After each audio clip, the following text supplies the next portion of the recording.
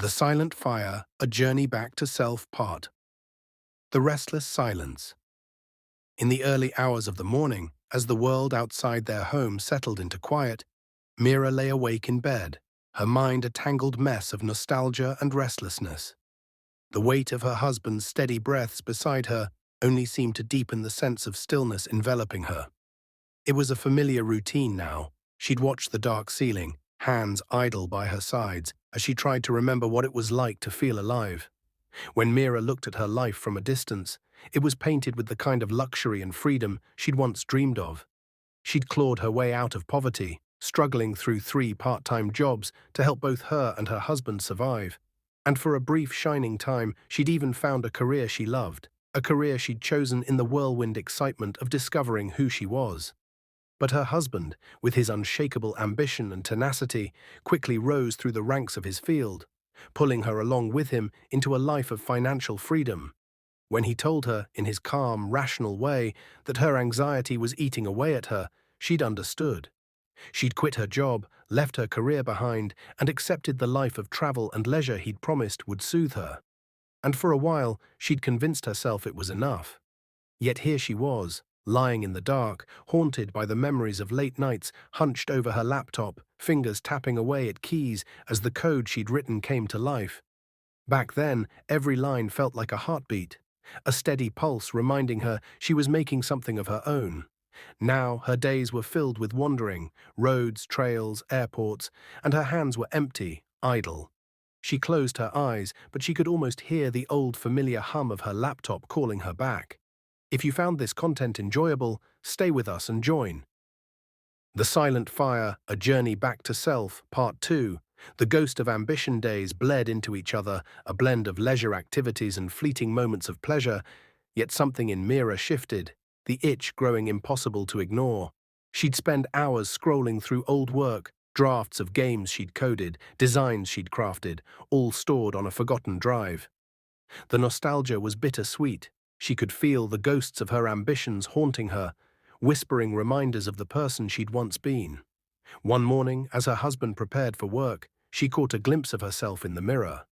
There was a faint dullness in her eyes, a resignation she hadn't recognized until now. This life, built around his career, their travels, and his pursuits, had left her a shadow, hollow and quiet. Her husband would laugh gently and remind her to enjoy the freedom she had. Wasn't that what they'd worked for? But Mira could feel the gnawing emptiness undercutting every luxury, an echo of those old drives and dreams. She started spending more time alone, thinking, brooding, wrestling with the creeping knowledge that something had to change. Each day felt like a taut thread, stretched and fragile, and Mira feared what might happen if it snapped. Then one afternoon, she found herself alone in a cafe, staring at the screen of her old laptop. The small, sleek machine had been packed away, a relic of her past. Her fingers hovered over the keys, uncertainty weaving with excitement. She opened a new document and began typing. A story, a project, anything to bring that fire back. Hours slipped by unnoticed as she typed. By the time her husband called to check on her, she realized the sun had set. She closed the laptop, feeling the spark of satisfaction that had eluded her for years. But as she stood to leave, doubt crept in. How would she explain this desire to create again? Would he understand? Or would he remind her that their life was already perfect? If you found this content enjoyable, stay with us and join. The Silent Fire, A Journey Back to Self, Part 3. The Threshold of Choice. With each day that followed, Mira's old passion grew, impossible to ignore. She'd steal time here and there to work on her projects, rekindling the joy of coding, drawing, and creating. Yet the secret of her happiness became a weight she carried alone, too afraid to reveal her need for something more. She feared it might shatter the careful balance of their lives, the delicate illusion of contentment they'd crafted together. The breaking point came one night as they sat over dinner, her husband animatedly recounting a new work project. Mira listened, nodding and smiling, but her mind drifted. She longed to talk about her own work, to share the tiny triumphs of a line of code perfected or a sketch brought to life. The silence was agonizing. Finally, unable to bear it, she spoke. I've been working on some things, she began carefully, eyes downcast. Just some projects of my own. I, I think I need to get back into design work, maybe even programming again. I want to create something real. The words hung heavy between them, and she braced herself, but the reaction was more intense than she expected. Her husband's smile faded as he listened, his eyes narrowing with quiet surprise. He reminded her, gently at first, that she had no reason to work. Hadn't they left those exhausting days behind? They had everything they needed, he reasoned. Why chase something that brought her stress and anxiety before? But Mira had already crossed a threshold. She had tasted what it was to be alive again, and she knew she couldn't return to her empty routines. She needed the sleepless nights, the pulse of her own creations, the thrill of something that was hers.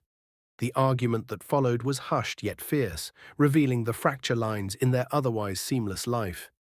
Days passed in a tense silence, and Mira wrestled with her choice, feeling torn between the life she'd built with him and the life she yearned to reclaim for herself. Each morning, the lure of her laptop grew stronger, an unrelenting reminder of the fire she couldn't extinguish. She knew that moving forward would mean a leap of faith, a step toward the unknown, guided only by her need to create and reclaim her own path. One night, she sat alone in their darkened living room, staring at the open laptop screen. Her fingers hovered over the keys as she typed the words that would define her journey. This time, it's for me. The decision had been made, and as she closed her laptop, she felt a quiet, fierce joy rising within her, a reminder of the woman she'd once been and the one she was destined to become. If you found this content enjoyable, stay with us and join